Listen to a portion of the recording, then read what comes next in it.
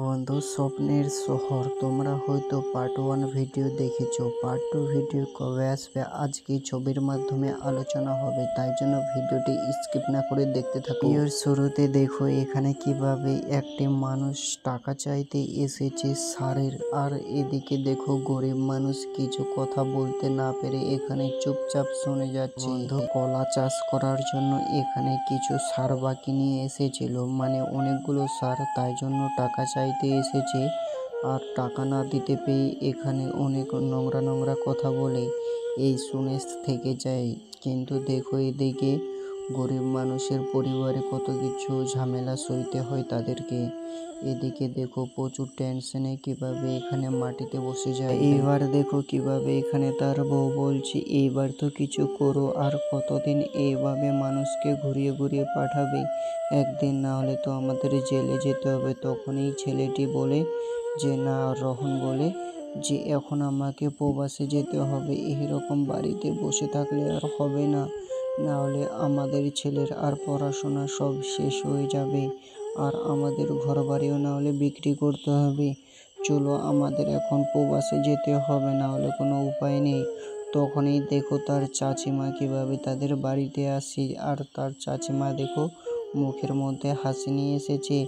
বলছে তোমাদের ছেলের তো বার্থডে, তাই জন্য এই ছোট কেকটা তোমার ছেলেকে খেতে দিও, আর তোমরাও সবাই মিলে খেয়ে নাও। কিন্তু দেখো এদিকে কিভাবে তার চাচিকে সব দুঃখের গল্পটি শোনাচ্ছে। এখানে বলছে না, বিদেশে যেতে হবে না, বিদেশের মানুষ খুবই শয়তান আর খুবই খারাপ, তাই জন্য তোরা যেটা মনে ভালো করবি সেটাই কর। বন্ধু, কিন্তু এদিকে দেখো তুহিনা কিভাবে এখানে ধনীশালী সেজেছে এই ভিডিওতে। আর আগুন, হ্যাঁ আগুন আর তুহিনা এখানে কিন্তু হিরো। দেখো কিভাবে তাদের জীবন কাহিনী এখানে পুরো মানে ধনীশালী মানুষগুলোর জীবন কাহিনী যেই রকম। বলছে একটি আমাদের ফিলারটা চেঞ্জ করতে হতো। আগুন বলছে না, এই ফিলারটা বেশি ভালো, সব সময় টাইম টাইম খাবার দিতে আসে। আর এই যে দেখো কিভাবে এখানে ডেলিভারি বয়টা খাবার দিতে এসেছিল, কিন্তু এদিকে দেখো ডেলিভারি করার পর এখানে 500 টাকা দেয়, কিন্তু এটার দাম 400 টাকা ছিল। তখনই 100 টাকা গিফট দিল আগুন, কিন্তু এই ছেলেটিকে কত মানে ভদ্র দেখাচ্ছে এখানে। আর এদিকে দেখো গ্রামের ছেলে কিভাবে এখানে গ্রামে গুটি গুটি খেলছে সবাই মিলে। এখানে কিন্তু আসলে সত্যি গ্রামে তুমি কি গুটি গুটি খেলেছো এইভাবে ছোট ছোট বাচ্চাগুলোর মতো? কিন্তু দেখো এদিকে রোহনের ছেলে কিভাবে এখানে এখানে গুটি গুটি খেলতে এসেছে। কিন্তু এই যে দেখো তোমরা তো এই ছেলেটাকে সবাই চেনো, পলি টিভি চ্যানেলের ছোট ছেলের ভিডিও বানায়। এই যে দেখো গুটিগুলো কিভাবে এখানে চালে দিয়েছে। তো হঠাৎ করে একটি ছেলে বলছে তাড়াতাড়ি করে বাড়ি যা, তোরা আজকে বিদেশে যাবে, তোর মা তোকে খোঁজাখুঁজি করছে।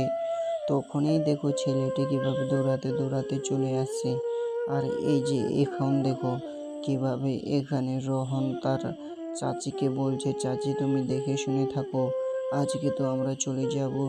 তার চাচি বলছে যে দেখে শুনে যাবে, কিন্তু না গেলেও তো হতো, এদিকে কিছু কাজ করে টাকাগুলো শোধ করে দিতিস। তখনই দেখো তার চাচি এইভাবে বুঝিয়ে বলছে, কিন্তু রোহন এদিকে বলছে না, আমাকে যেতে হবে প্রবাসে, এতগুলো টাকা এদিকে কাজ করে কোনো জীবনেও শোধ হবে না, না হলে আমার ছেলেরও পড়াশোনা শেষ হয়ে যাবে।